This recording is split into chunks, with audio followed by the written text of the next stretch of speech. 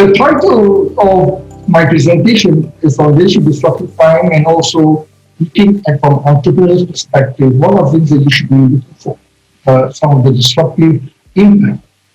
Whether it could be the COVID-19, which may end hopefully by next year. Then you have the disruptive impact of the digital transformation will continue. And of course, the next one is the climate crisis, and we may have another pandemic. We do not know, and it's possible. And Bill Gates has warned us, WHO has warned us, and there will be possibly another pandemic. So what lesson can we learn? How can we do as business leaders, entrepreneurs? How can we take away from this current disruptive world that we are in today? I want to go into this. I think Roger has introduced me, and these are the two books on the left. Leadership Disruptive Time and Transforming Next Generation from Amazon, and you can Google it. So let me start with very important as entrepreneur, as business leader. Over the years, and I've talked to my students, my postgrad students, top business entrepreneurs, people do not really understand what is disruption and disruptive innovation. So in fact, Clayton Christensen, Harvard Business School professor, who wrote a book on innovative dilemma. And he just passed on recently, it was early this year, he passed on. But he wrote an article in Harvard Business School several years back to share his frustration. His view that a lot of people, even business leaders, even academics, do not really understand. I won't talk about that. So we are very clear. What exactly is disruptive innovation? There's a lot of innovative business, but not all business are disruptive. So that's very important. And we can talk about that. So I'm going to start off looking at in today's context. So we'll talk about disruption. What's your view, one word that would describe or that you will associate with disruption? Disturbance, Professor. Troublesome. It means new. It's I like this word, asunder. But it means creativity, reframing. It means interruption or interference. It means to pivot or to change. It requires problems that may arise and bring disorder and mayhem. It's distortion. It's problematic. It's creating undisciplined situation. And disarrangement, there's a barrier, there's trouble, hindrance or trouble. That means time to change the traditional way. So it means confusion, disturbance or problems, hindrances, mostly negative. And then someone said discord, disarrangement. Someone said, what? Stop. No way. All right, so retardation, this is word. Barrier, inconvenience, turmoil. I think that's a heavy word. Turmoil. Yeah. Thank you, Roger. I think excellent. I think Ranjit talked about reframing, like Ranjit simply says new, and Kyla talk about discord. I think some of it is very interesting, and I like if you just talk about hindrance. But I think some of the common thing that we hear, barrier, chaos, disorder, these are the words that we hear always. And it's if you look at the COVID-19, it's really is a disruptive force. Many of us never anticipate. And one of the things that I realized that when I hear about all over the world, political leaders, business leaders, they use the word unprecedented. And this is what I'm talking about, because the more I go into this, listening to political leaders worldwide, and a lot of them talk about the word unprecedented, and this is simply an excuse because they do not know what they do not know. They all have blind spot, and this is the biggest problem. There's no playbook that we can rely on to manage the disruption that is caused by the pandemic. Many people try to relate at least in Hong Kong, Singapore, in this part in China, looking at SARS.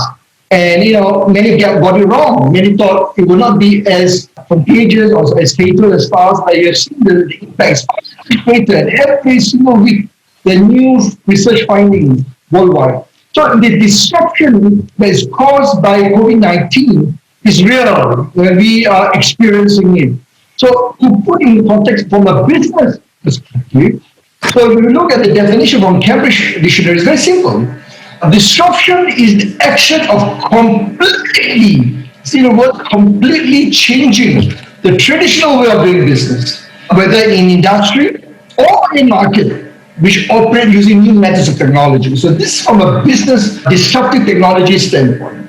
And even before COVID, and we have seen, and actually COVID-19 has accelerated the disruption caused by the digital technology or the digital revolution. And he has made us more aware. And actually, he is an enabler. As we today, we look at, we are using, as we are speaking right now, we are using the Zoom, the various technological platform to communicate with our colleagues, work from home. Or I prefer the word work from, in my book, I talk about work from anywhere. Based on Harvard Business School research, even before the pandemic, work from home is not as beneficial as compared to work from anywhere, which has both a temporal and a geographic flexibility in time and in place. And the disruption that we are facing today, we have not yet fully experienced the impact of COVID-19 and also the disruption of the digital revolution on the future of work. In my next book, the next edition I'm looking at, is to look at the impact of the technological revolution on the disruption to the future of work or the future workplace, from jobs to business processes to how we redefine roles in organizations. Now, in my book, I talk about one of the things about disruption. We look at what's happening in COVID-19. And of course, before then, we're looking at the digital transformation, the disruption caused by digital transformation. And what is interesting is that we are trying to understand what are the impact of the disruption, the digital transformation on leadership development.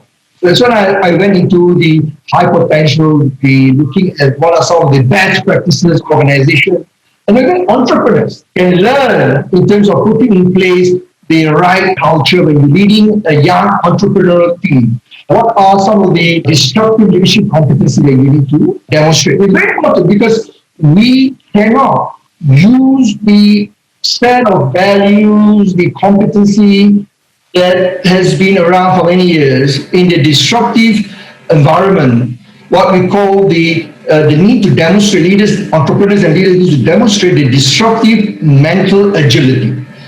And I'll talk about that and what are the suite of competency and skills. Let's go into Christensen's definition in his book, Evil's Dilemma.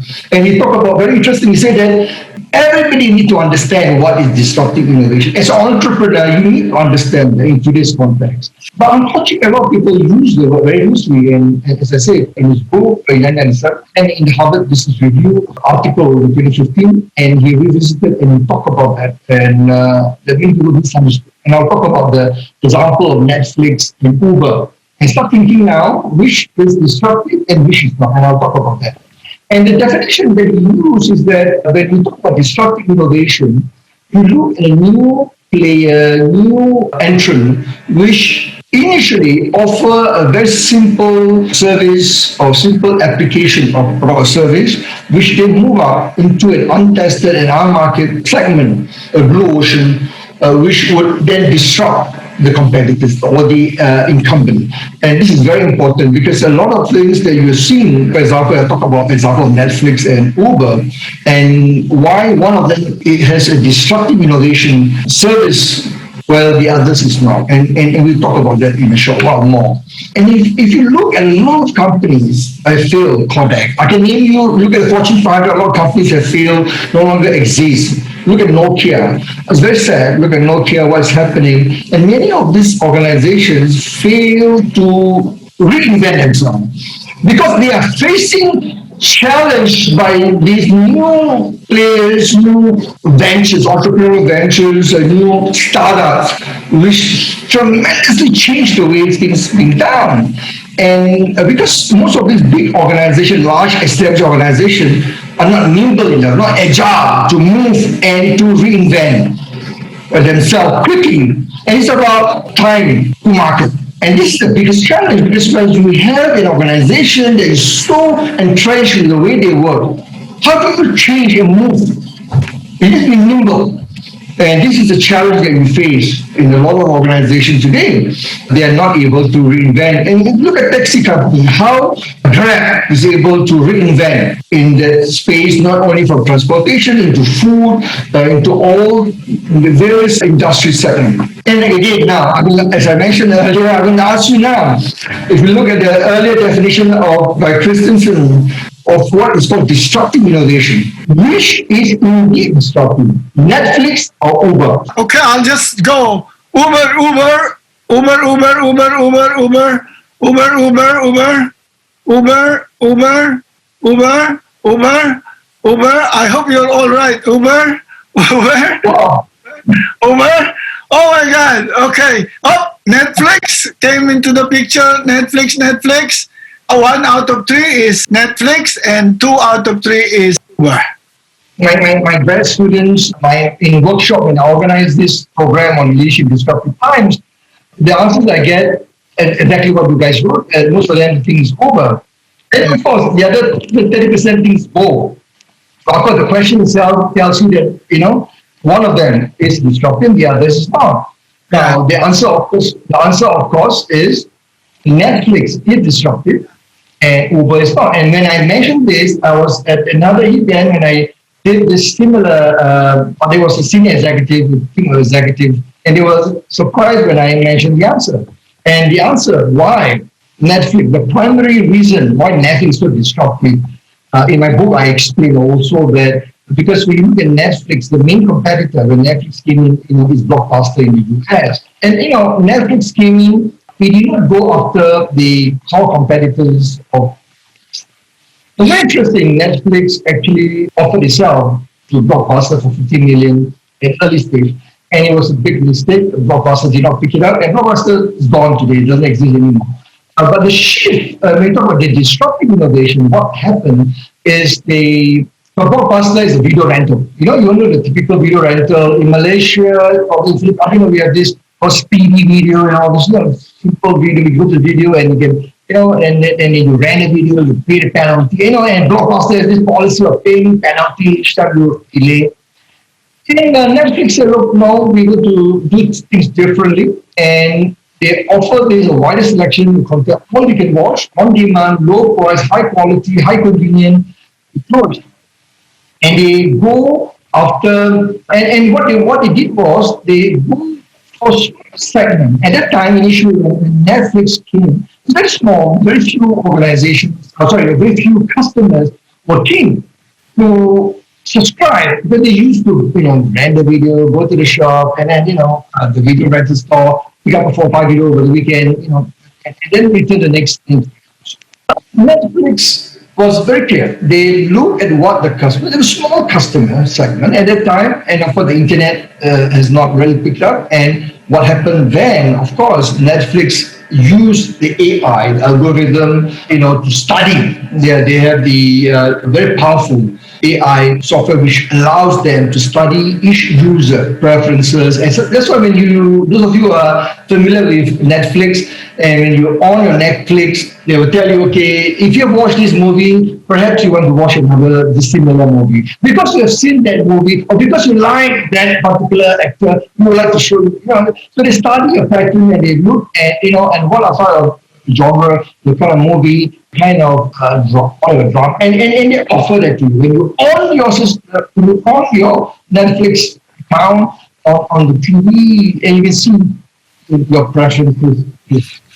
And Netflix use AI, also now machine learning. They use technology to disrupt the competitive disruptors. And of course, today Netflix themselves been disrupted. If you look at Amazon Prime, it's got NBC and Apple TV and many other new players are coming in try to disrupt Netflix. And I think the jury is still out. Netflix is the market leader. But again, we do not know what happened. And Netflix is trying very, very hard to find new ways to reinvent. And one of the things that they do very well, they disrupt again, by developing new content, their content. They don't see the word called Netflix original, come on. They invest, they develop, they produce their own content instead of relying on these studios, the movie studios, that produce the three parts and so forth. So that is what Netflix is doing. Now look at Uber. Now Uber, why is innovative? What Uber did is they look at using the technology to help the taxi riders to make it easy. Everybody owns a smartphone, so Android. You have a phone, they develop an app. It's easy for you to Uber app anywhere in the same account, anywhere in the world. When I travel anywhere in the world, I use the same app. And I used to use that. In some country, may not be available, like we said, because of regulations and so forth. But it is not, it's not really disruptive. In the sense that if you look at Uber, they do not go to what we call the blue ocean, the new market, or overlooked markets. Or what they did is simply going after the taxi customers, offering a convenient. It is innovative for sure, but it's not very disruptive. And that's the difference between Netflix and Uber. In my book, I explain the concept, but of course, as I mentioned to you in 2015, in Harvard Business Review, what David Christensen talked about is that a lot of people don't understand. And this is, as most of you are students, entrepreneurs, doing your entrepreneurial studies, get it right. Get it right and learn. There's a link there. You can go in, to HBR and download free readout. It's very important to understand. There is, McKinsey published a very interesting article in 2013 and talked about the disruptive technology and the impact and what we can expect to see in the economic value of disruptive technologies. Okay, and I won't go into. I think some of them. This was 2013. Today is 7 years later. Some are all real. Mobile internet, automation, IoT, iOS, cloud, advanced robotics, and there's another concept which is not there. And today is a reality called cobot. COBOT. Cobot, stands for collaborative robotic. And you can see that in Japan, in the US, where we have robots side by side with human being. In my book, again, I elaborate the importance of this technology because a lot of people are afraid they've been replaced by robot. There's certain things a robot cannot do that we can do as human beings, especially from a customer interfacing perspective. So we need to work with the robot. And for the mundane, the repetitive tasks, that automated processes can be taken care by a robot, but we need to work with it. So it's called cobot. Okay? Then you autonomous vehicle, both you see Google, Tesla, already started, even Mercedes-Benz. In Japan, we have Toyota, all have developed the autonomous vehicle. Google was one of the pioneers in Tesla.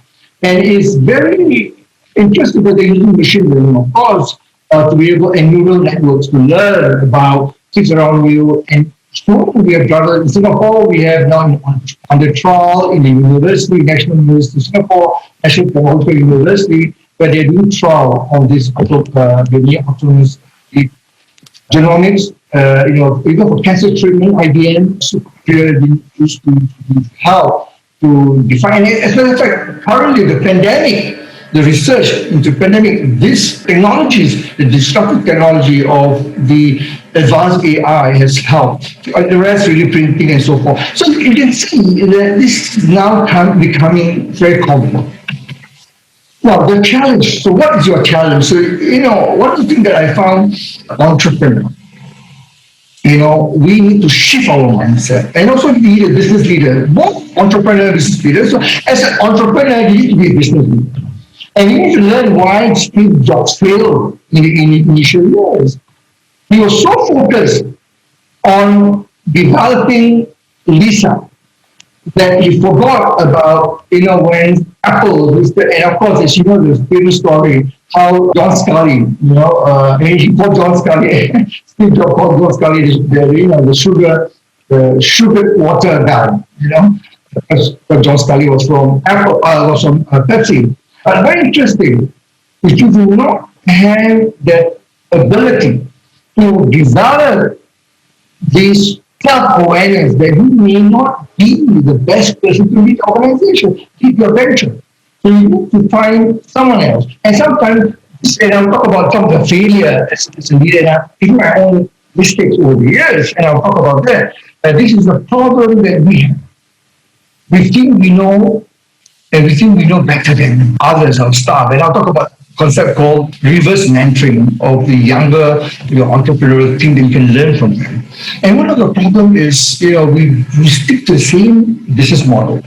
So every single day, my advice is you need to reinvent your business model, and every single day. This is what Jeff Bezos does. This is why I know right now, I used to be Jack Welch, he's passed on.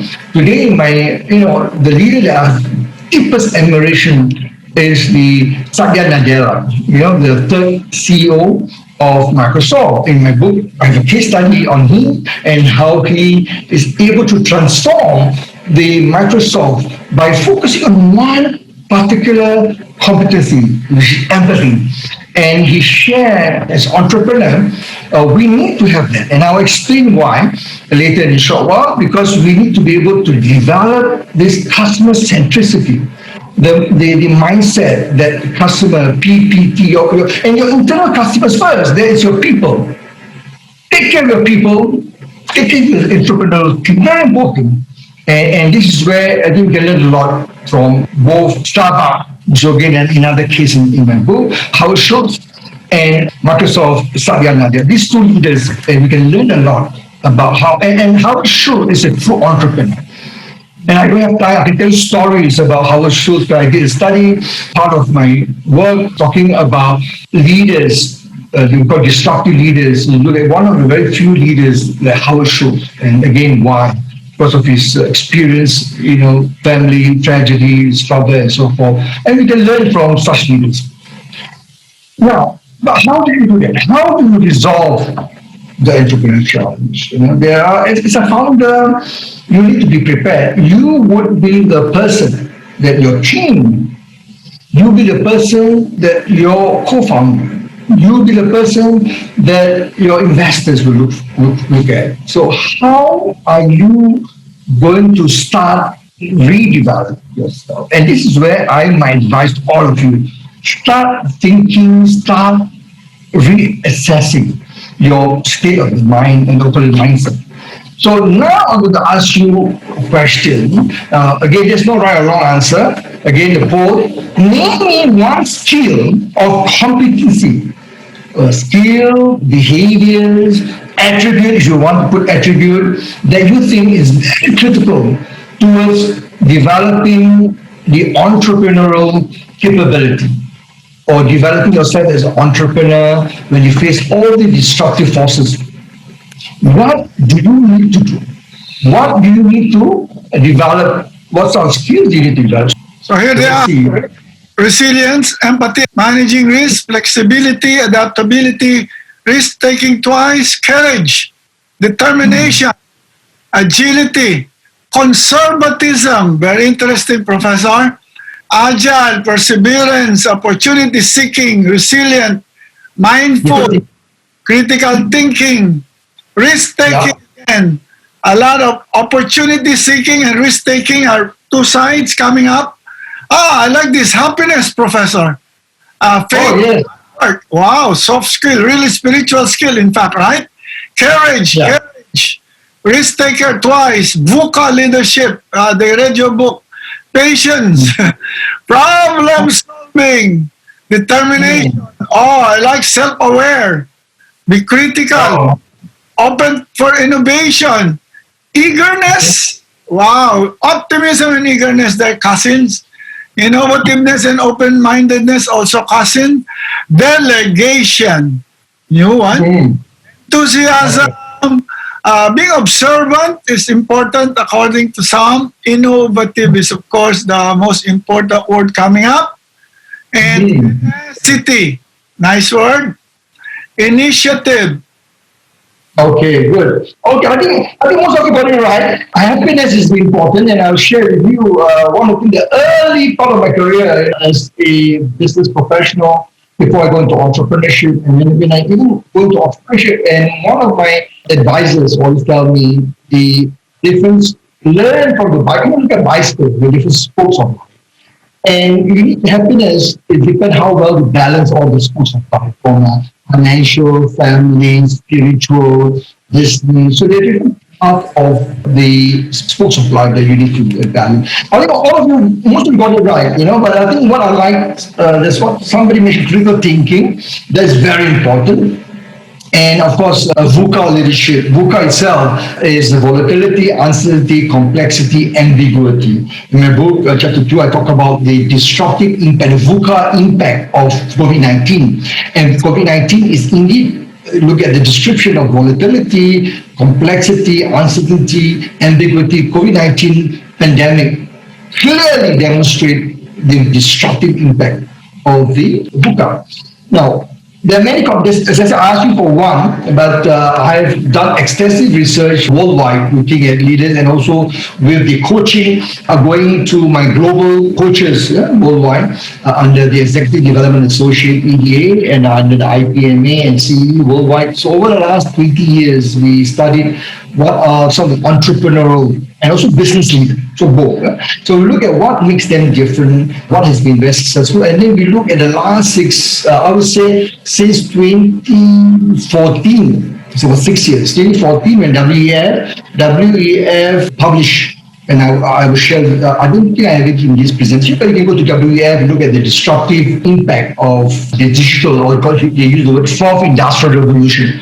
Okay, the founder of WEF, Klaus Schwab, the founder and the chairman of WEF, wrote a book called The Fourth Industrial Revolution, and the Industry 4.0, which started as in Germany from the industry, automation, Siemens, Bosch, Daimler, and many of the German technology. And what we have found that those leaders in the digital transformation of their businesses, because of the impact, the disruptive impact, they're able to do it differently, successfully. And WEF did a survey, and it was published, I think, 2008, 2006, 2008, 2 years, over 2 reports, looking at some of the competencies. And of course, then recently, over the last 5 years, Korn Ferry, and we look at Deloitte. I've studied a lot. In my book, there's references about 400 different. The main research is about 200 over, about total of 400 research papers my team has, Disruptive Leadership Institute has studied. I myself have looked at all this and came out with 6 competencies. We call it the disruptive digital leader. And these competencies are also relevant, more relevant for entrepreneurial leaders, because you are talking about, especially if you are talking about disruptive innovation, leveraging on technology today, these are the set competencies. First is disruptive mentality. What I mean by that is to be able to shift your mental model, to be able to be innovative driven. Okay, that's very important for disruptive mental agility. Second one is what all of you know, what we call the visionary entrepreneurial skills, which is creativity. And the creativity is different from critical thinking. So creative thinking and critical thinking are very different. Again, I don't have time to go through, but in the book I explain very clearly the difference. But creativity is easier. I repeat, creativity is easier as a skill to develop as compared to critical thinking, because it's a total different set of behavior attribute that you need to demonstrate. And we call it cognitive readiness. So it's where you have what I call mindfulness, focus, how to connect the dots, when you have different set of data, different set of, like what's happening today. If you look at COVID-19, it's impacting us. How do you read all those news report every day? And of course, number 4, that most of you mentioned in the chat box, resilience, change, adaptability. And I think agility, again, is very common. You see number 3, 4, 5, 6, all are related to agility. And it's very important. And number 5, empathy and social skills is important, because we're talking about, in today's disruptive leadership, we talk about customer centricity. If you need to develop a digital transformation strategy, you need to be able to work with your client, even before the customer. I always advocate internally develop your team, make sure your team, you need to start with what we call the PPT, people before process and technology. And many people start focusing on the technology, and this is the biggest mistake that a lot of entrepreneurs, a lot of business leaders do. First thing to get the best technology, and money can buy you all whatever resources you have, whatever funding that you have, invest in technology, not necessarily.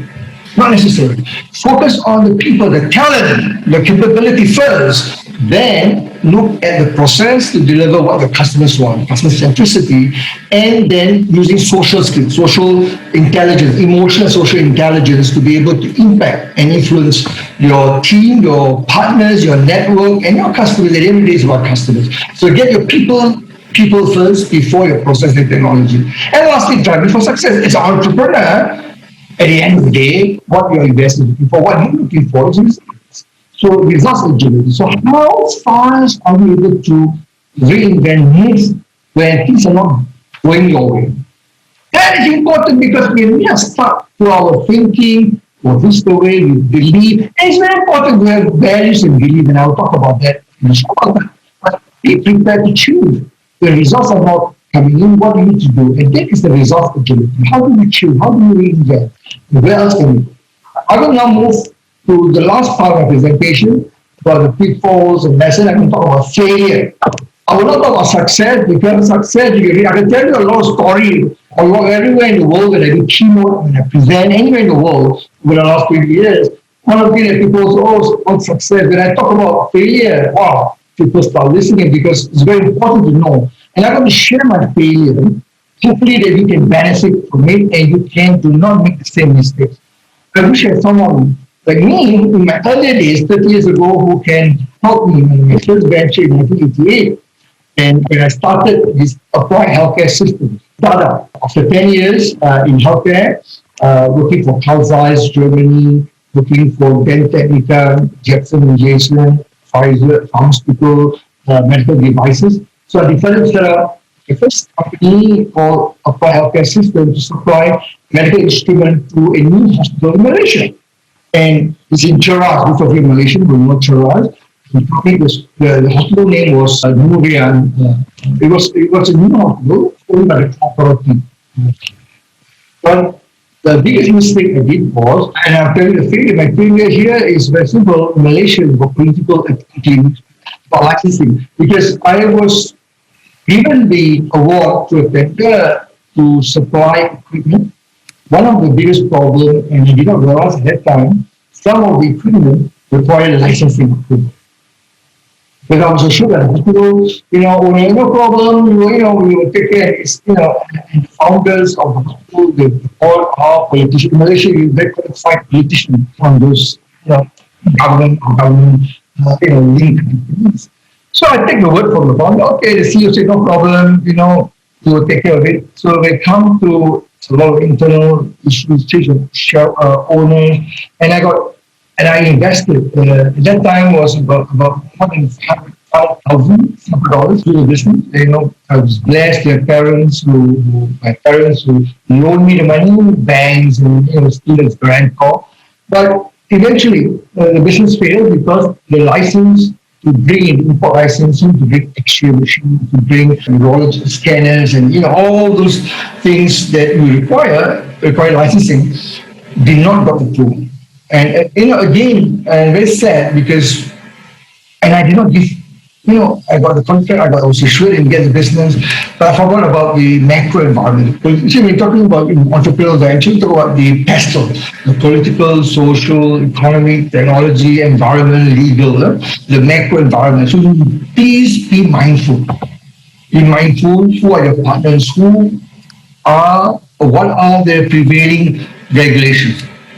Yeah, so we need to learn. So I did not do that. That's one. And it failed and cost me terribly. So I decided it was huge, and I, then worked for a few years and start thinking about the next venture. So while I was pursuing an MBA, executive MBA at Bowling Green University, Professor Dan Kana, one of my professors for strategy, invited me with four of my fellow students from HP, from Apple, Oracle, and Sun Microsystems. So there are four technologies from the Bay Area, and I was the only one from Singapore. So we developed a business model which we call CBT, computer-based trading. It was ahead of this time. As you know, the internet only started the war of internet, or the browser they call it, between Netscape and Internet Explorer, Microsoft and Netscape. It only started in 1995, and with the Internet Explorer, Microsoft Windows 95. but internet did not take it up, did not took off until much later. But at that time, we were offering this computer-based training using CD-ROM. But it was only for client-server computing, with what we call the network systems, with HP at the time, DEC, digital equipment company, but we were ahead of this time. He failed. The company still exists, but the founder, Professor Dan Kala, is from the US. He was from the Bay Area, and we were often with San Jose, and we moved to Palo Alto, and then of course he moved to Texas to grow the company. But if you go in Google or you go to ecranium.com, you still can find. Very interesting. You can go in there and look at it was very ahead of this time. And of course, we tried to adapt when the internet came in. But again, we're not able, the biggest mistake, again, is when you set up, we were very ambitious, we wanted to do something very innovative, but the market is not ready for it. So lesson number one, another lesson, besides the first lesson about being aware of the agro forces, the political dimension in countries that we work, the political legal ramification. This instance is about the customers, about not spending time to understand whether the corporate customers, and we're targeting in the Bay Area, in the US, but again, we were ahead of this time. And we're not able to secure funding, and it was very challenging, very interesting. I was in the Bay Area and learning from people, fellow students who were from all the big names in startup, and being in the Bay Area, Silicon Valley was fantastic. I enjoyed in Milpitas. I stayed in Milpitas, in San Jose, in San Francisco, network and meet people. I attended session where Steve Jobs, not interacting, but attended events when he was speaking. And there's one guy, all of you should Google and look for a guy that I learned a lot. His name is Guy Kawasaki. He was the chief evangelist at Apple. And Guy Kawasaki has a company called Garage.com, which provide a bootcamp for entrepreneurs. And some of you probably heard of him. Go and Google, he's still around. And lastly, so it was traumatic. I did my MBA, and then I came back. Then in between, I joined Hey Group. Started to go back to corporate. I said, okay, let's look for my executive MBA from Golden Gate. I managed to learn a role with Hey Group, and then with Ford Corporation in Boston and the executive coaching, then with Mercer, then last corporate role with DBM. It's a global consulting firm which allow me to give the network, the knowledge, experience, and then I decided since 2001, I started to set up a small startup. Actually, at that time, my company name was called 𝑫𝒊𝒔𝒈 Associates. It was a small startup trying to go into e-learning. By that time, the internet revolution. But the problem is, again, do not have, and it was about timing. So you remember 2000 was the dot-com crash. It was timing. It's nothing to do with skill, but it's just timing. Unfortunately, the dot-com crash, the bubble, and I'm not able to secure funding. So my partner's in the US. So in 2001, as you probably know, it was the September 11 again the market. Then 2003 SARS. So within 5 years, there were 3 major events that were very disruptive. Then, of course, in 2006, I was especially in the last corporate role with a company called DBM out of New York, and then they moved into, I remember exactly where in Boston. And then they decided, okay, you sold the company, and I set up my own called Center for Executive Education. That was my fourth venture, and this still around. I'm the CEO and founder, and we're an award-winning network of worldwide HR consulting, OD consulting companies. And then subsequently, I set up another venture on Center for Executive Coaching, which I'm a master coach with IPNA, International Professional Manager Association, to certify our program. And we have done 2 programs. One of them is in Malaysia, Johor Corporation, in Johor, with the company. And now, in July this year, I set up the Disruptive Leadership Institute with the backing of iGroup Asia Pacific, the chairman, Mr. Kun Lee, who believed in the idea of disruptive, was very supportive in my venture, invested, and we developed the institute to provide an opportunity for companies who want to prepare the leaders for entrepreneurs. So prepare leaders for the digital revolution. And what we do is we have programs that has been based on research-based content with faculty all over the world who come in and deliver the program for our client worldwide. Okay, so to sum up, what are the pitfalls? Again, we can dialogue. One is based on what I've told you the stories about self-awareness. Again, sometimes we think we know. We all have blind spot, so be mindful of that. Humility, be humble, you seek help. And this is where I learned a lot from my younger colleagues, especially today, even Gen Y, Gen Z, what called reverse mentoring. I learned a lot from my younger colleagues who helped guide me from the technological standpoint. And also, we need to be less overconfident. To be confident is important, self-confidence, but don't be overconfidence, less arrogant. Sometimes I myself, even myself and my parents, we think we know, but we were in the Bay Area, so sometimes we think, we know what we need to be done, and we think, well, nobody can tell us, we know best. So be less ruthless. I think we should always keep an open mind. And that's the next one, which somebody mentioned earlier in the chat box about optimism. Yeah, it's very important to have a sense of outlook. But sometimes we're so positive, we think we know as an entrepreneur, we think, we believe in what we believe, but we're not grounded to reality. So that is the very biggest problem that I faced when I tried to launch the e-learning, we call it CBT, computer-based training at that time. The reality is that the market's already, internet just started picking up, and we are not able to get the customers acceptance. So that's very important. Then the other thing about my advice about inside-out perspective. So my mistake was when I was looking at both the e-training and when I was looking at the AHS, Applied Healthcare System, I always look from internal, what we think. So we have the board or the entrepreneur, the founder, in the founding team, we know the market, we have done this with that. So we always look at insight perspective instead of go out and then look from customers, get from advice, get people to help us. And this is the problem. That's why the next point is very important. And I was very fortunate.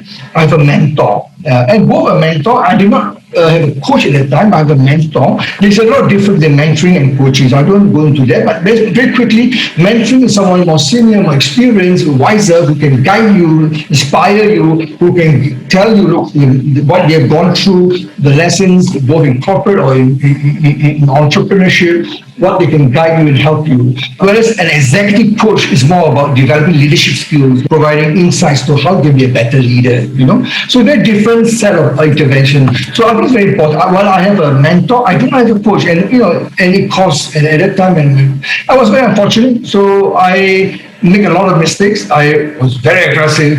I would say that I need to be more assertive, but not aggressive. But I was on the other side, more aggressive, and that created a lot of problems with my partners, with the customer relationship. And that brings to the second last part about importance of collaboration relationship. And as I mentioned earlier, I already mentioned most of this in my earlier talk about putting people, talent before process and technology. So you need to put your people first, your team ahead. That's important. And lastly, my final word, in 2016, the Peak magazine is a very prestigious magazine in Singapore, Malaysia. They have a different edition. The editor invited me to share my experience. I was coaching a lot of entrepreneurs. In my work over the last, as executive coach over the last 25 years, I've coached many CEOs or C-suite leaders, CEOs, and also entrepreneurs. Many entrepreneurs in Singapore, Malaysia, Indonesia, even a couple of them from China, even one from Russia, US, what I've learned from this entrepreneur. It's very important when we talk about purpose and values. It's very important. So you need to have a sense of purpose. And this is where I learned a lot from Howard Schultz, the founder of Starbucks. He has the true north. He has very clear what is his purpose. Because of his experience of the tragedy of his father, and he's able to mobilize and get people to believe in what we believe. That's very important. And there's a very good video most of you should watch called I'm sure some of you heard of Simon Sinek. start with why. And we as entrepreneurs, we need to believe what we believe and get people to believe in us. And to do that, we need to really understand why we exist. And now for the last one is exemplary leadership. And in the interview, I was talking about in the thriving in chaos in VUCA world, one of the biggest challenges that we have is that about not able to change. Well, your own purpose and values is important, but at the same time, we need to reassess and ask ourselves, are you agile enough to reinvent and to move and maneuver in the VUCA world? That was 2016. Today, we talk about the disruptive world, and it's the same. VUCA is disruptive. So the question is, are you ready to reinvent and ask yourself, what can you do differently? And remember, reverse mentoring, learn from the young. And I'm learning a lot of my students, my grad students, my full-time students who from Curtin University, and today, as Roger mentioned, I was appointed the IT Management School in Paris, runs a program globally, virtually program an executive MBA on digital transformation. I'm learning some of the students, and I'm continuing to do that because this is where you learn a lot from the young. The Bawani hacks. Number 1. Be self-aware. So you mentioned lessons learned from failure, be self-aware. Number 2, be grounded. Be grounded in reality. Develop inside-out thinking. So you look inside, you think outside. That's number 3. Number 4, get a mentor or a coach. Right now, not when you become executive, it's too late. Number 5, collaborate. Build network, collaborate and build network. Sage is another way you can network. You never know. You might find your business partner or startup founder here. Number 6, put people before process. Remember this, people before process. And number 7, I learned it from Professor Sawar, put talent before technology.